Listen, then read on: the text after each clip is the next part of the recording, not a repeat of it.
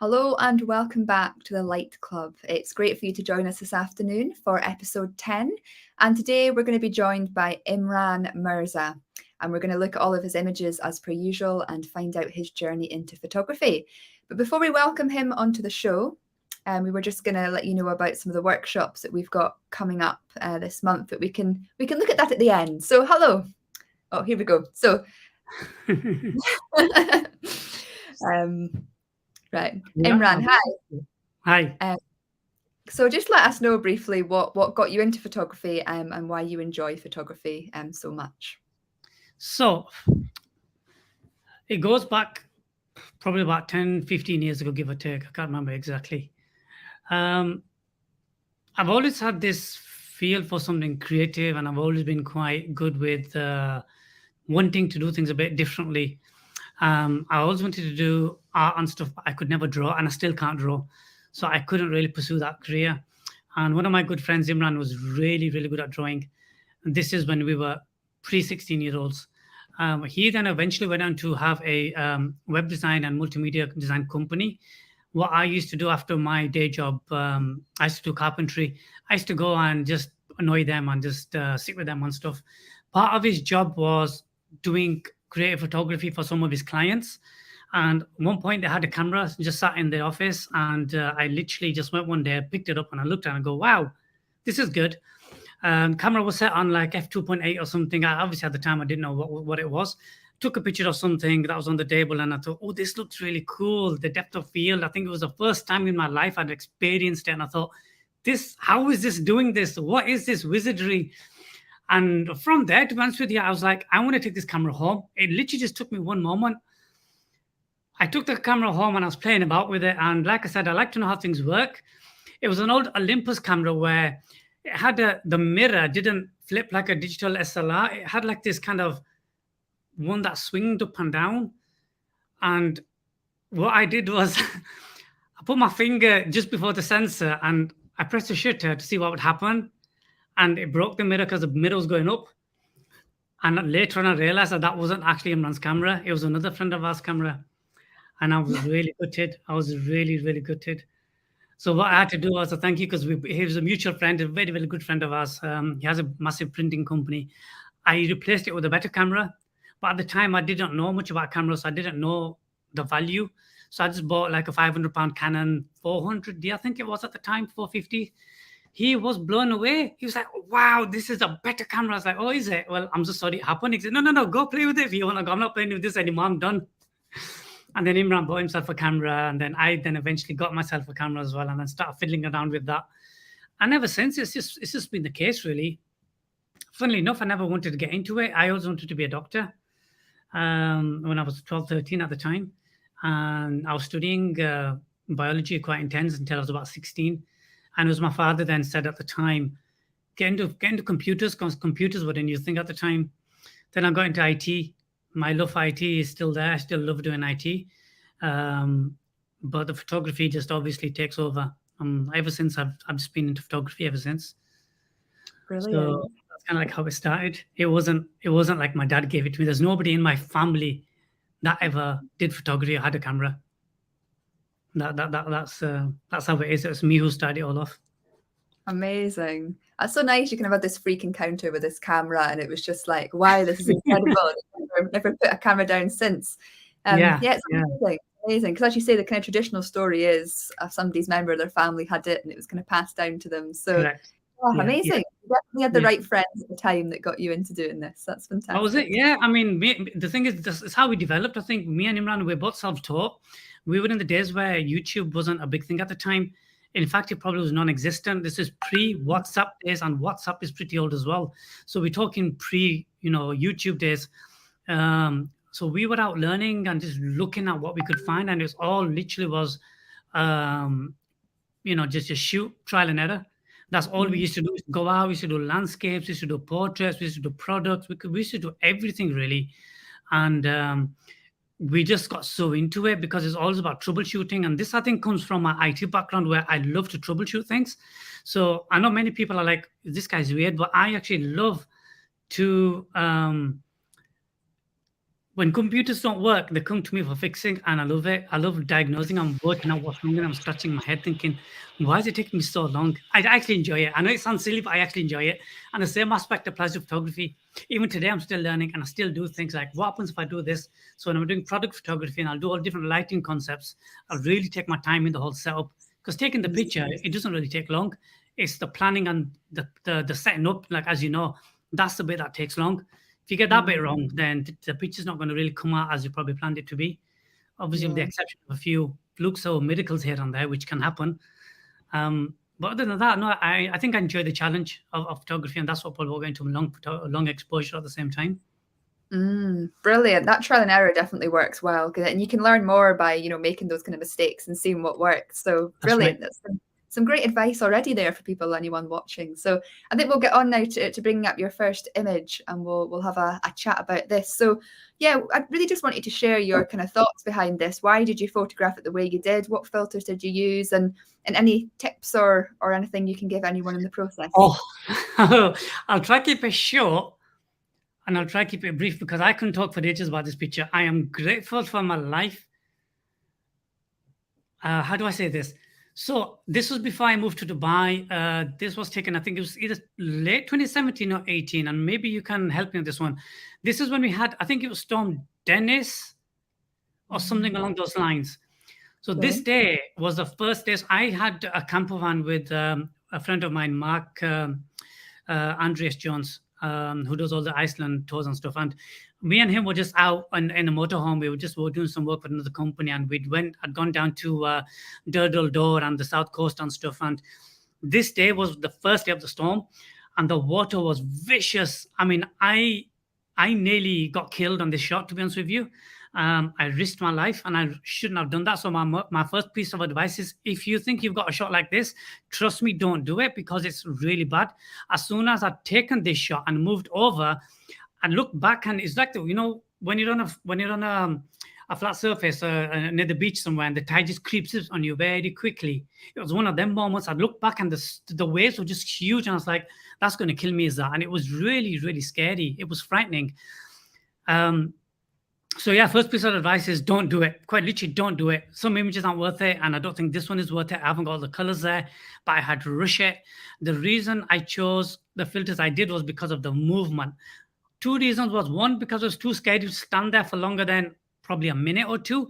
So had I done that, I probably wouldn't be here today. So I had to choose a quick. I wanted motion, but I didn't want to freeze it. So I think I've got a 3 or a 5 stop on that one, and then a medium. The reason I use a medium grad is because it never leaves my camera. I absolutely love the 3 and the 4 stop medium grads. I just can't live without them. If it's not on my lens, I ain't taking the shot. On top of that, on this one, I think it was a 3 stop I used just to quickly grab the motion. I took the shot. I was hoping I got it. I didn't even look at the back of my camera if I had got it or not. And I just left. Literally, that's what it was. I'd done it, took the shot, went back, and I was just like, thank God I'm alive. Thank God I'm alive. Thank God. That is honestly, that was the only thing going through my mind. And Mark said, "What are you doing?" He's in the motorhome saying, "Well, I thought you just gone for a walk. The storm has started and I wasn't aware." He says, "Get back in the motorhome and stay safe." And then I sat in, had a cup of tea, and I was like, my heart was honestly, it was beating so fast. Look back at the shot and I think, yeah, I've got it. And I just missed the sun. So as you can see on the horizon, just below the cloud, the color just went. So one thing I don't do in a lot of my images is, I don't add saturation, and I try not to add things out there. So that is genuinely how I would have seen it. So there was no sunset. There was a bit of color which I'd missed. And the thing is, I was unfortunate on that end, but I'm also fortunate that I didn't get taken away by the waves. So that's the thing about that image. I did take a selfie before the storm had started, right by the rock. I just took it with my camera, and I was like, yeah, okay, I'm happy with that. And as I was walking past to go, these waves are getting big, I better hoodie up. And then that's when I realized I'm in danger. Took the shot, went back, and never thought about doing it again, to be honest with you. I was like, I've got the shot, I've got a great story to tell. I'm not doing that again, because sometimes it's like people go back to the same location again and again to try improve it, which is fine. I've done it a couple of times, but this is one of those where it's definitely ticked off the list in permanent marker. Not going back to Pulpit Rock for that shot. We'll certainly never forget this shoot in a hurry. Yeah.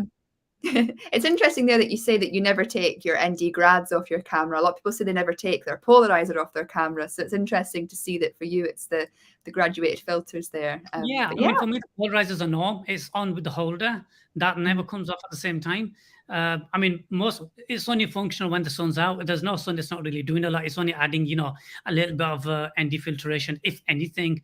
But because I mean, we know the quality of NiSi filters, we're not going to get no, degradation in the images. It's going to be absolutely fine. The colors are so good.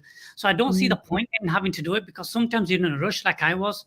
So had my kit been all separate, it'd be like, okay, quickly put it on, quickly put it on, quickly go get the shot. You lose the shot. It's valuable time. So it doesn't make sense. It stays on there. You've got the cap to protect the lens and the filter. Why do we need to take them off? yeah, Each to their own, obviously, but that's just how I've always been. Interesting. Fantastic. It'll be interesting to see how this plays out through the rest of your images. So we'll bring up the second one now. Completely different feeling, this photograph. What was the story behind it? And you can see that as well. So this one is quite an easy one. So me and my good friend Craig Wilkinson, who also is a fellow photographer, we travel quite a lot in his motorhome. So you'll hear me say the word motorhome quite a bit, because I do a lot of travels in motorhomes. Bar mine, I don't actually have one, so I'm piggybacking on other people's on that one. So here we just went over the coast, and this is near Thomas Heaton's house, I believe it is.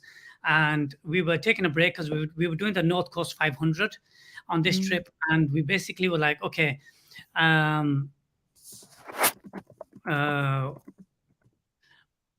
do we stop for a break? And then we thought, okay, let's have a look at some locations. We were nearby here. Everything was nice and calm, and it was raining, and then it stopped, and then it rained, and then it stopped, and we were quite far away from the lighthouse on this occasion. And I was like, I can't see the shot. Nothing's really happening, because there wasn't a lot of cloud movement. And I had a 10 stop on. I think I changed. I can't remember. I think it was a 10 stop I used. No, I didn't. I used a 5 stop because we got a bit of movement, but there wasn't a lot happening, and I didn't really want to take the shot for the sake of taking the shot. So there were a little bit of waves, a little bit of movement, and that's when the rainbow just was right on the lighthouse, and I thought, there's the shot. That's what I want. And quickly took the shot, got a bit of movement in there, just what I wanted. Like I said, everything was on the camera. I didn't bother taking or messing around. I left it as it was. The medium grad just there doing its work, where it blinks out the clouds behind us. And this is what I love about the shot, is because you got a really good stark contrast with the rainbow against the darker storm clouds in the background, and then the sun just shining on the lighthouse. Just what I wanted it to. That works in itself just as it is, because we were thinking of waiting until the tide goes down and then you can actually visit up there, but I thought we probably don't have enough time. I got the shot, put my kit away, waited for Craig to have a little play around, done. So I'm one of them where if I'm happy with the shot, I'll pack my stuff up and I'll stop. So that one is, there's not a lot going on there apart from the fact where it's, I was lucky to have the rainbow fall exactly where I want.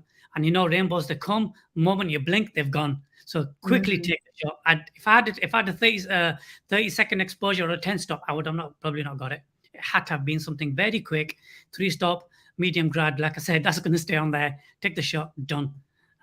Nice and easy. It's one of my favorite images. That actually works really well on postcards. For some reason, during Christmas time, that sells quite a lot. And I can't work out why. It's not Christmas themed either, but people tend to like it, so I'm not complaining. It really shows the impact that getting interesting light can have on an image, and the fact that the rainbow's going right into the lighthouse there, and you've got these interesting clouds and that behind it. I mean, it's one of those incredible images of just being in the right spot at the right time. At the right time, yeah. I mean, even had the rainbow not been there, would have still been happy, because we've got the sunlight on the lighthouse, which is what I actually wanted. So that was a waiting game. Then with the benefit of the light, the rainbow was like, oh, okay, yes, snap, I'm done. So I just love how that worked out. Just well for me. The storm clouds, the lighthouse, the sun, the rainbow, done. Bit of movement. I do wish there was a bit more movement in the water, but I think that would have probably taken it away from the rainbow itself. Yeah. Maybe. I don't know. No, the rainbow's definitely the key ingredient here against the lighthouse. So yeah, brilliant. Fantastic. I will bring up your third image now, which is this photograph here. Again, a very different feel to this one. So again, I love how you're noticing this. And this is what I tried to do, because I did this in the 10 stop, and then I also did it in the 3 stop just to give it the difference on the field. Because here I was doing a test and I was doing a tutorial where I had to do the long exposure versus the raw image versus what I would probably like to do. So this was taken in Dubai when I was living there in the coast of Sharjah. And there's this interesting boat that's just out there, and everybody takes a shot with a long exposure. And I thought, well, that's nice, but when you have a bit of movement in the water, sometimes it's nice to capture that. It's all right, Mhm. it looks great in a long exposure, don't get me wrong, but it gets boring after a while. I like a bit of movement sometimes. That's what I try to capture here, because you can see how the water's all, when you look at the lower left of the image, you think that's not in focus, it's all blurry and it feels strange. But then as your eyes lead into the boat and you see how crisp and sharp and still it is, you see the past sort of like, frozen in motion versus the present of the water and the river, just the sea crashing by it. And that's what I love by it. The actual bit I love is the white bit of wave touching the center of the boat itself was crashing, and I was trying to capture those waves to get really bigger. I couldn't really get much of them because that's what I wanted, the impact, to Mm. see the destruction is actually causing over time to the water. You can see how the waves crash into the boat, and then it slowly is getting degraded, and it's slowly, going to eventually go down. And I've heard, I think, nearly a lot of that boat is has gone in the matter of 2 years, a year now. I think that was taken in 2019. So what we're in 2023. So I inquired about 22. A lot of that has gone. So people do try to take the shot again, but they can't really get much because a lot of the water has eaten up most of the ship over there. But capturing motion is something I love to do with still life, because it just shows you the nice contrast. It don't have to always be, you know, plain old silky smooth. It works where it works, but where you can try to be different, and that's where the three stop works really really well.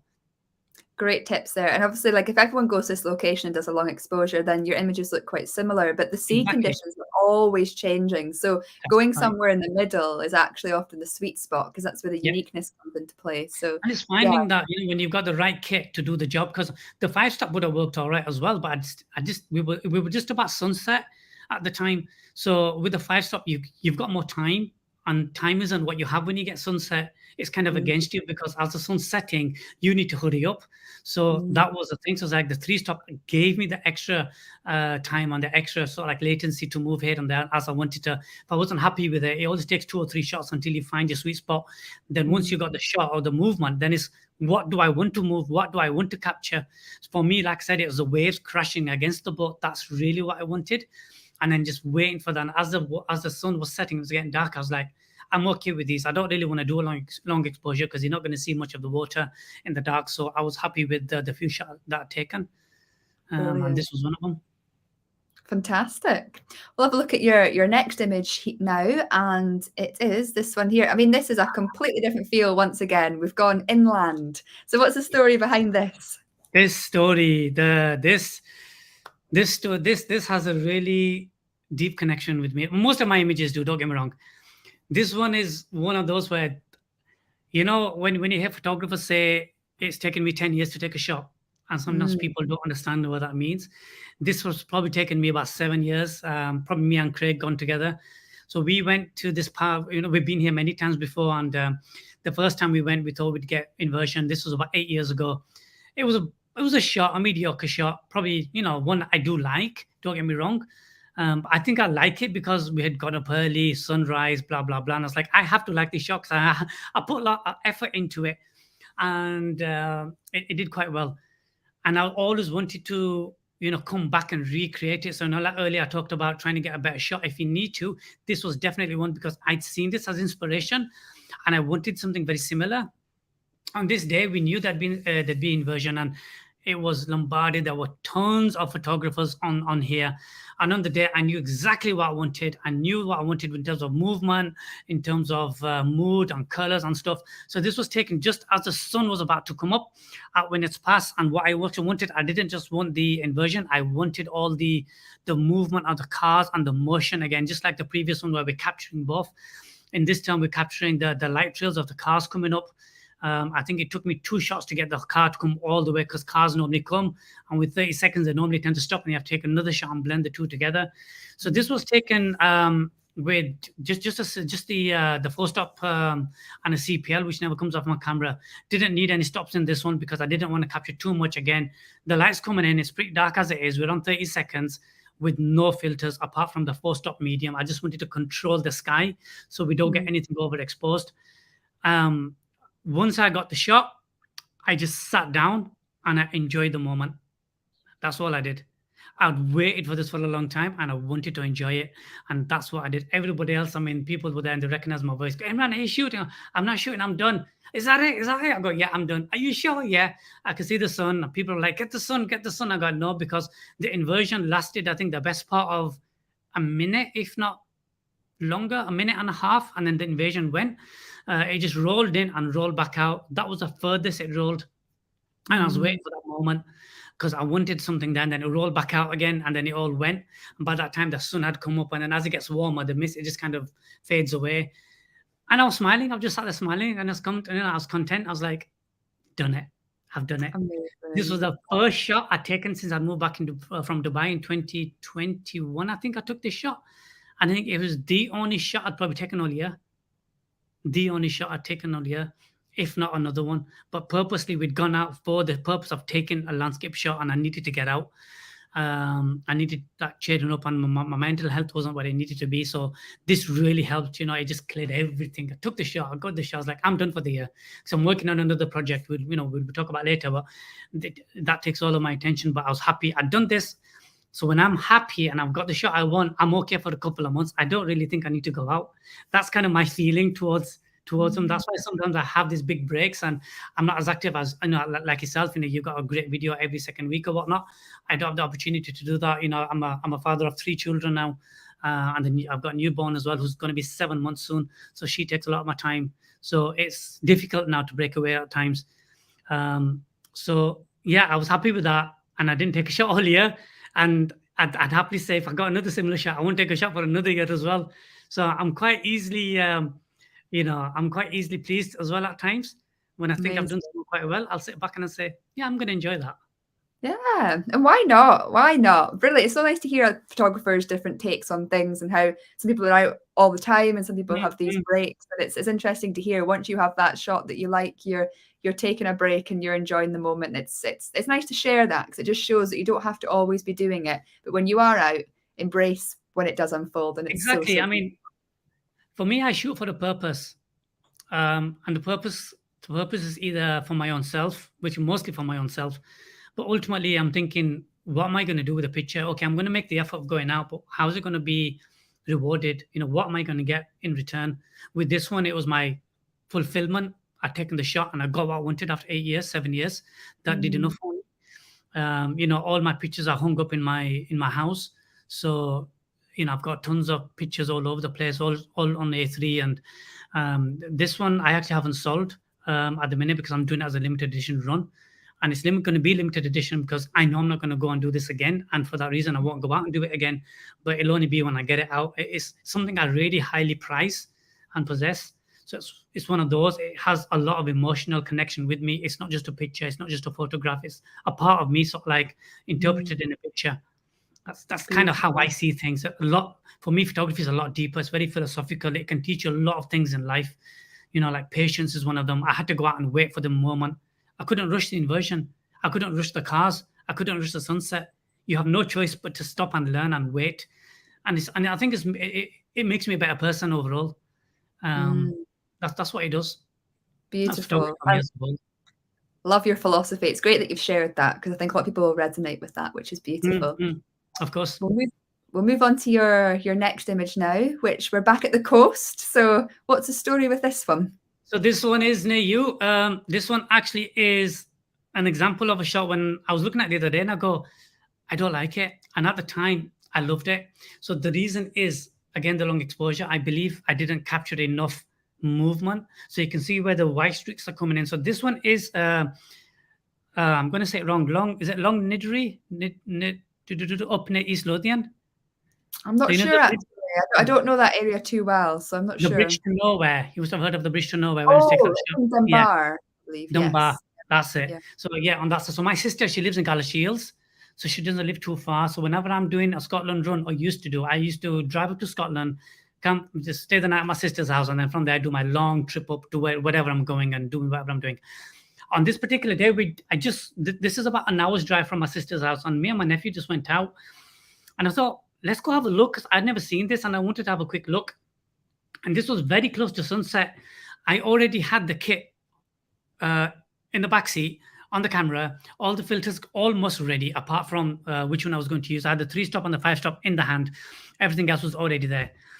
We got to this location, and this is the only shot where I had to tone down the saturation, because people were criticizing me for doing it in Photoshop. And I kid you not, the colors we saw that night were unbelievable. They were so, it was like the sky was pink and blue. It was surreal. And with the filters that we use, we get a slight enhancement. I mean, not a lot, just a tiny bit. I had to tone the image down, because it was like, the image is great, but no, Imran, you don't do this. This is not your style. What are you doing? Why are you saturating? I haven't saturated the image. I promise you, this is it. And I had to do a comparison. Once I did a live video where I did a comparison, and then what I've just turned to do, and then people are like, oh, okay, we'll forgive you. Ever since I left it, I thought, you know what? I'm going to leave it. But it's a shame, because you lose the pinks in that sky. And a lot of that boat that was there isn't there anymore. It's all gone by the water, and it's all eroded. This was taken, again, I had a minute to take the shot, because the sun was literally just down below the horizon. I had a minute, had the medium grad on there, because I knew that would work well. And I put the 5-stop, I believe it was, on that one to capture the long exposure. Had a look at it. I knew I didn't have any time to change the filter, because I wanted more movement. Looked at the shot. I go, I like it. I'm happy. I think I took 2 more shots, and then I left it. And then we just drove back. I didn't have my waterproofs on, so my trainers got soaked, because the tide it was one of those areas where the beach is flat, and the tide, when it comes in, you're like, the tide's over there, I'll be okay. You're taking 2 shots at 30 seconds, and you're in the water. You're like, oops, okay, I need to move from here. So I really had to move very, very quickly. I used a very wide lens on this shot, not even a zoom ones, so I couldn't stay out on the beach. Took the shot quickly, got soaked, and I was like, I'm done, walked away. And then I kept it ever since, and I like the shot. But again, this would be one of those, because it's not there, I can't retake it, but it definitely would be worth revisiting, seeing if I could do something better. So I think it's, to be revised and see if I can do anything better to that shot. More motion, I think, for me. And leave the saturation in this time. Don't go by what people are trying to slate me for. I was going to say, it's a shame you took that out, because if it was really that saturated and it was that beautiful, it's like, it's a shame you had to take that out. But hey ho. But hey ho, that's what it is. Yeah. Brilliant. We'll move on to your next image now, which is this one here. We're at the famous cliffs. Beautiful color image. Yeah. So this one is stunning. So this one is when, same with Pulpit Rock. This was a day before, or 2 days before. I think it was a day or 2 before. Anyway, it was before the Pulpit Rock shot was this one. This was the first time I'd gone to Durdle Door, which needs a revisit. This shot doesn't need revisiting, but the Durdle Door one does. So we went to this bit here, and we could see the haze and the clouds coming in and in the distance. And this is where I just grabbed my zoom lens, and I was like, okay, I absolutely love this shot. And I think with this one, it's a long exposure. I believe that was a 30-second with a 10-stop or something along those lines.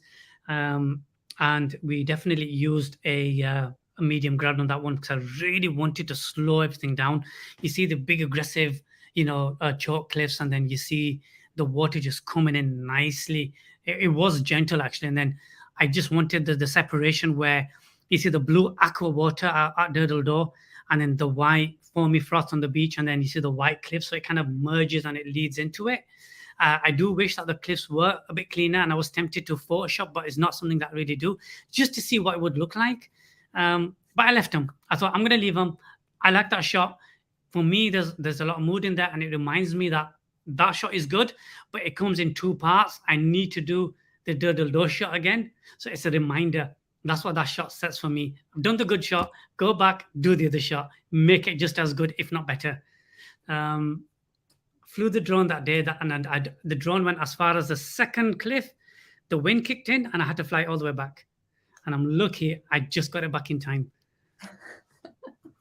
Lovely. Beautiful memories you've got by the sounds of it. And this is a really good Mm, example of when, long exposure really works and creates that exactly. beautiful calming effect. And the color definitely enhances that here in the water. Just, yeah, so, so Yeah, the beautiful. natural colors of the area, which you look at the aqua water and you go, this is real. So, wow, this Mm, is amazing.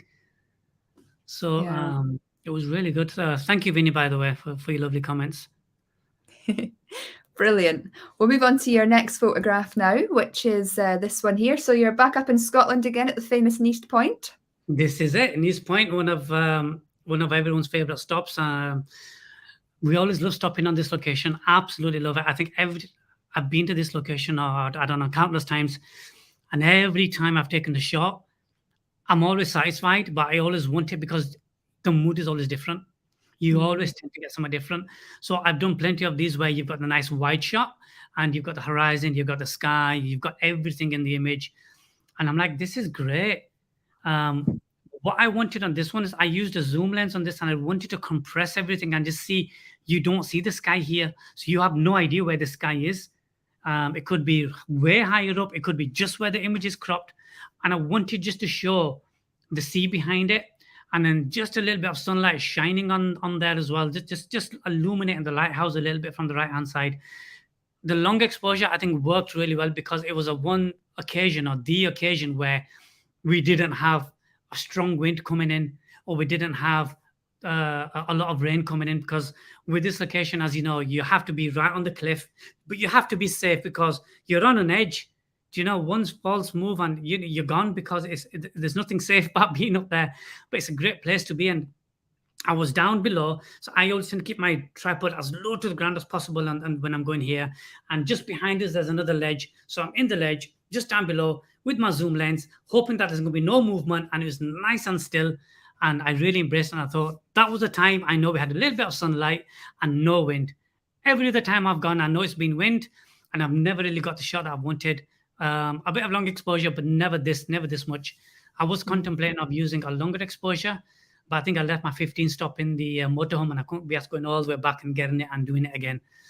But yeah, I love this place. I mean, when I go back again, it's going to be another visit, another shot, easily. Brilliant. It's very rare to get there, isn't it, when you don't have the wind and the rain. So it's beautiful that you're able to capture this. So Yeah. Vinny's asking, what is a GND? So would you like to answer that one for him? So yeah, so JND is a graduated neutral density filter. So this one is, if you actually look at the crop of the image, it's shaped like that. So this is where you would adjust it. So you got the top part of the image in different powers and different graduations. So when I talk about a medium graduation, it goes from a 4-stop and then it slowly graduates into nothing. So I can then adjust the sky or whichever way you want to use it to whatever I suit or whatever I want. So generally on this, we'll talk about this image of, for example, Vinny, I've got a 10 stop, which is obviously all covered in a 10 stop. So that's taking the whole of the lens. And then on top of that, I'm using an extra 4-stop just on the sky element. So I get more movement and a darker sky just to bring out those colors. And really enhance the image and really make it work how I want it works. So you have ultimate control. You can slide the GNDs up and down just to where you feel it's going to work. And you have the flexibility of doing so. And they work Brilliant. really, really well. They come in different powers and different strengths and different varieties as well. Great. Thank you so much for explaining that, Imran. That's fantastic. We'll move on to your next image now. Now, this is just down the road from me, so I'm glad to see you've Look at been there. you. Look at you. This is one of those places where I went and I probably started crying. Again, this really resonates deep to the heart because a lot of the places that I intend to scout out, I scout out for me. I look and we only do a bit of research. We have a look at what's over here, where can we go, what can we do? And this was one of those where I was like, I want to go here, but I don't know why and how easy is it to get to. I got here after 5 years or 6 years. So this we'd planned and planned and planned and planned. So every time the Scotland trip would be on, this would be on there, but it never get visited. And I'd come back saying, I should have gone there. I should have gone there. And it's one of those moments when I got there, I was like, I'm actually here. I'm actually here. So I'm like a child in a candy store. I genuinely am, because I'm like, I've been planning this for 5 years. I'm actually here. It's like, when you tell your kids we're going to go to Disneyland or whatever, and when they grow up and they eventually go there and they have this surreal feeling of, I'm actually here. That's what I feel. I'm not going to say how old I am, but I'm middle age now, or if not a bit over, and I still get giddy about this, and I look back and I go, wow. So this was one of those moments where we had a beautiful sky and we have the beautiful color, but I'm not one to always capture sun in my images. You notice a lot of my images, I don't capture the sun because for me it's a difficult task to always capture it and then capture the subject. So I normally wait because that's sometimes when the colors actually start to come out. We've got the sky in the background. This was definitely a long exposure. And I wanted this, just wanted that element. I've got another shot here where there's me standing just in front, right in the center, embracing the moment. And that's the shot I've got everywhere else, basically. It's something I've got for myself to remind me how I enjoyed it. So again, this one was captured with the 10 stop, with the zoom lens, just to compress it and just give a bit of depth and a bit of sort of like, I didn't want a wide shot basically. I just wanted to compress all that area with the clouds in the background and a tiny bit of streak of color just in the clouds, just to add a little bit of color and break up a little bit. Otherwise, it becomes too blue. The cold feel, because it was freezing, it was cold, just like any seaside, so like any beaches and where the sea is, it was cold. I took that shot. We were here overnight. We parked up just around the corner because you're not allowed to camp there anywhere.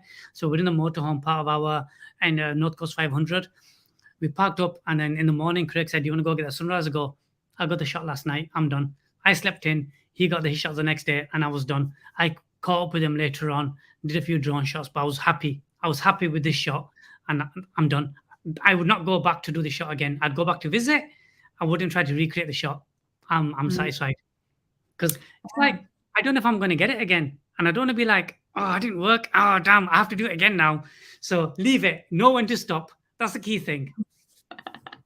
Fair enough. Fair enough. It's a great location to get what we're speaking about earlier, those kind of second shots as well. You can do a lot with it. But yeah, getting what you've got here again would be a challenge. Again, the thing is, like what you said would work well because I was kind of high up. So I was, before you go down, and I was shooting down a little bit because of and I was using a zoom lens. So because of that, I couldn't really get the detail of the crash. It wouldn't really work, but it was great. You got loads of rocky areas where you can get the movement, and it would work really, really well. I was contemplating of doing that, but when I saw the zoom shot, I thought I don't want to get a wide shot. I actually don't want to do it. I had to stop myself from doing it. But maybe something to look at. But you've talked me into it now, Kim. I have to now see what it's going to look like with the 3-stop. Exactly. Come up and we'll meet up and we'll do a shoot together. It's all good. Yeah, no, it'd be great. Brilliant. We'll move on to your next image now, which is this one here. So where was this taken? So this is Talisker Bay up in Alice Sky. This one is very interesting. If Craig is watching, he'll remember exactly what happened to me this day. So to get to this location, it's about a couple of mile walk, about half an hour, 45 minutes, give or take. And it is stunning. It is surreal. So we'd gone with one of our friends, Jody from Spain. He was doing a European tour, and we caught up with him in the Isle of Skye in Scotland. And we'd come over here. We saw the colors of the sky. So sometimes you don't realize the colors you're going to get until you get them. And it's one of those moments where, wow, the color's changing. Wicked. I look at my battery, and my battery's blinking. I've taken a shot before. I'm just shooting long exposure all day here. I love this place. You've got this area, and then you've got the rock on the other area as well. And then you've got the waterfall, which you can see here, which I was taking shots of. So I'm there doing 30 seconds. And this, it takes up your sensor, and it takes up your battery, and heats up your camera. Now, luckily, I was shooting on the Canon 1DX Mark II at the time, and the batteries for them are quite chunky. So they'll blink for days before they go, but you don't know when they're going to go. And I didn't realize this. I thought I had a backup battery with me. Being a professional photographer, telling everybody else, bring spare batteries, and they all bring them, but they never use them. I never took my own advice on this one. Anyway, we've got there. I've taken my shot. And basically, what I'd done is taken the shot, and the camera went off, and it won't come back on. And I'm like, I need this shot. What do I do? I remember one of my friend Oliver. His advice was to basically, well, he does a lot of stuff in Sweden and Lapland and stuff, and he basically take the camera out, put it in your pocket, walk around, let it get warm. Try that, and it didn't work. Put it back in, it wouldn't come on. I'm like, look, I just need to know if I've got the shot. So again, it's one of those moments where I had to wait. The sun went down. We got our torches out. We'd gone all the way back to the car, and then we'd realized I had to wait, get the other car battery out, put it in the camera. I'm there saying all my prayers to all, to God and everything, thinking, oh my God, please God, please God, please. I'm not going back there again. Switched the camera on, looked at the shot, and I was like, yes, I've got it. And I was like, are you okay? I go, yes, I've got the shot. I've got the shot. I was lucky that the camera had recorded the shot before it went off. But the camera just went off after the 30 seconds. So I didn't know if he had recorded it. That was my thing. And I saw this and I was like, thank God I got this and the previous other shots as well. I was so, so happy. And on this one, I mean, the comment just came up saying the colors are great. And I stopped desaturating the images and I just left it as it was. Those yellows, those reds, the colors are as they were. I believe it could do with a bit more brightening up, but I just love the way those colors are. Again, not bringing the sun in the image because I'm not really keen on bringing the sun. I like the colors after. And that worked. That worked really well for me. And I'm glad it did because after that, I have not been to Talisker Bay. I wish I did. I haven't. I've got the shot. Great story behind it. I'm leaving it to that. Brilliant. I'm so glad you were able to get that image. It's yeah. I can feel your stress though as you're like, I need to know if I've got it and there's no battery. It is because when you're walking back in the dark, it takes more than the time when you're walking back in the day because you have to, I didn't have a torch. It was Craig who had one and our friend Jody had one. And I'm there watching behind him because the path is like rocky. It's like as if it was a disused riverbed or something, but not as bad. So you have to really watch your step. And I'm not really engaging in conversation with them as we're walking past. I'm just thinking about my camera. I'm thinking, why won't you come on? All the time, I still got the battery in my pocket. Will it warm up? Will it come back on? Then I thought, am I going to damage the camera? Am I going to corrupt the card? And then it wasn't until I got back on, I was like, okay, I need a moment and switch it on. I was like, yes, I've got it. I've done it. And then the shared excitement. I had a good sleep that night. I really did have a good sleep that night. Fantastic. We've got one last image to speak through. And that is this one here, completely different to anything we've looked at. This is completely different. Of course, location is different. Everything is different about this image. Now, this one is bizarre story because Dubai is very different when it comes to photography. Their approach and their attitude on laws for photography are really, really, really bizarre. Literally, wherever you walk in Dubai is private land. You don't really get this thing or sense of public land. So as soon as you put a tripod down, even if you have a camera with a zoom lens, you'll get approached by a policeman or a security guard saying, why are you taking pictures? They're very, I'm not going to say secretive, but protective for some manner. I'm not going to get into politics on why that is and how that works or whatever, but whatever, that's the reason, and you have to respect that. This shot, when we have to take shots like this, we have to get exclusive permission from buildings around the area. And this normally takes months. So it wasn't like, yeah, guys, I'm coming to that at 4 o'clock. Is that all right? It doesn't work like that. You have to email about 10 different people. You have to get clearance from security. You have to tell them the purpose of the shot. You have to tell them why you're doing it. Are you earning any money from it? They have to see all your social proofs. They have to see your website. They have to see your gear. And they have to see who you're coming with. It's like a proper vetting procedure for taking the shot. Now, with this being a popular location, you have to know somebody on the inside who my friend actually knew at the time. And this is the time when the NiSi switch was fairly new and I wanted to do more reviews on it. So there was no need for a long exposure on this shot. So all I did was I wanted the NiSi switch, and this is where it works really well, where you have your building and then you switch where, for those that don't know what a NiSi switch system is, it's where you can put 2 graduated filters of any sort, and you can actually twist the orientation left and right so you can shoot around subjects. So where you have the Burj Khalifa in this instance, I didn't want any filter on there because of the light. So I wanted the filtration along the sides to bring the colors of the sky. So it's very rare that you'll get any cloud in Dubai. We've got a tiny bit of cloud, I think, on the bottom left on that picture, which I wasn't really concerned about. But I used a 4-stop and a 3-stop graduate ND, one on each side, just to bring the colors in a little bit, but not a lot. So the 4-stop has been used on the right side and the 3-stop has been used on the left side. Nothing in the center apart from the CPL. A CPL just to bring the blues out in the image and the greens out. Just what it's meant to do. That's all it's basically done. And I think it was about 30-second exposure on that one. You can see where the fountains just on the below of the image, where they are just blurred, just blurred a little bit, doing their thing. And there isn't much of a story, unfortunately, that on that one. It was just literally we had to wait 4 months. We had to go through a gruesome process to wait, and then you have an hour. The only hard thing was knowing if you're going to get the weather on the colors in the sky. So not many people have got this shot with those kind of colors. They've got different colors, better colors, perhaps, but they're different. You don't always get the same environment in Dubai, unfortunately. You don't always get the color in the sky. It's always flat sky, flat sunset, off you go. We got a little bit of red, a little bit of cloud, but it was happened way after I needed it to, but it's there. So I'm happy because those colors, they work quite well. They're quite complementary. You know, you got the blues, you got the greens, you got the reds. They work quite well.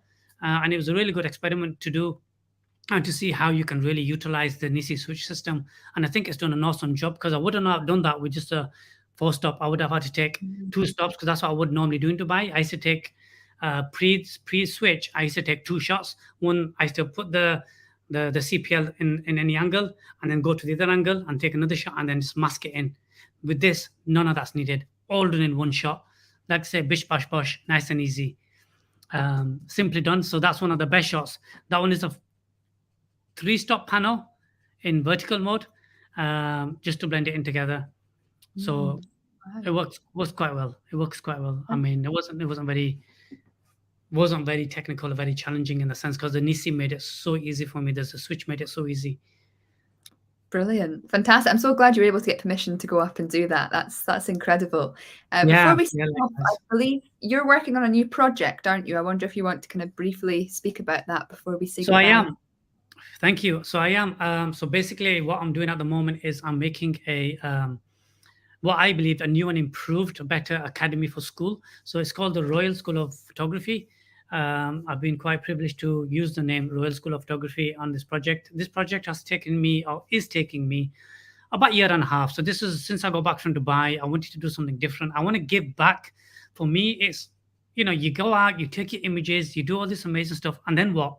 You know, they're on your hard drive, you sell your prints, you make books and whatnot. So I thought, okay, I want to give back somehow.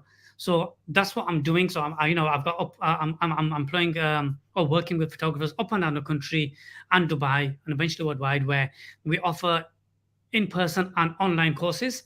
And these courses are basically just about learning how to do photography in any manner. And the thing where we're different is the photographers I'm working with have to have some passion or some story that really helps engage with the customers and the people that are wanting to learn, because there's no point, you know, if you haven't got a good story or a great attitude towards photography, you're not really going to become a great teacher.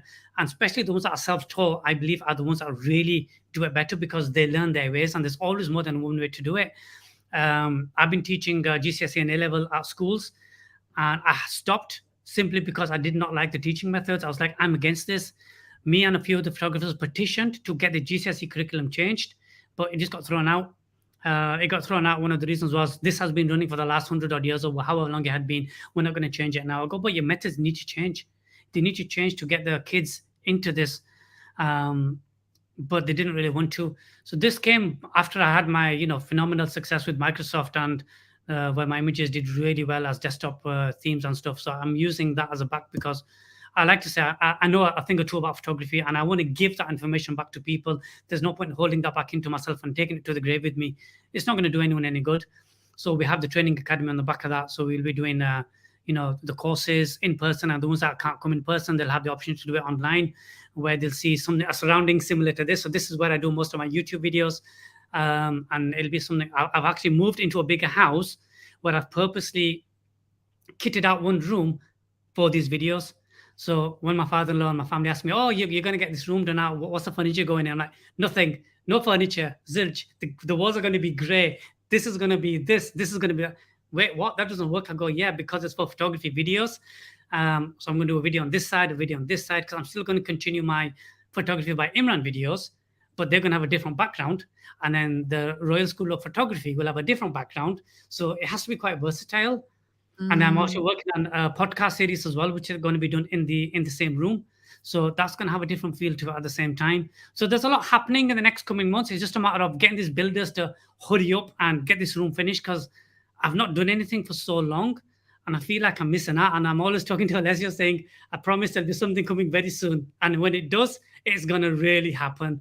I'm really looking forward to it. I'm really looking forward to it. I've been, putting my heart and soul into this project. I'm writing all the courses myself, and I'm giving them to my wife to read, because she knows some about photography, but not a lot. But she's a teacher academically. She's helping me proofread, and she's also like, you know what?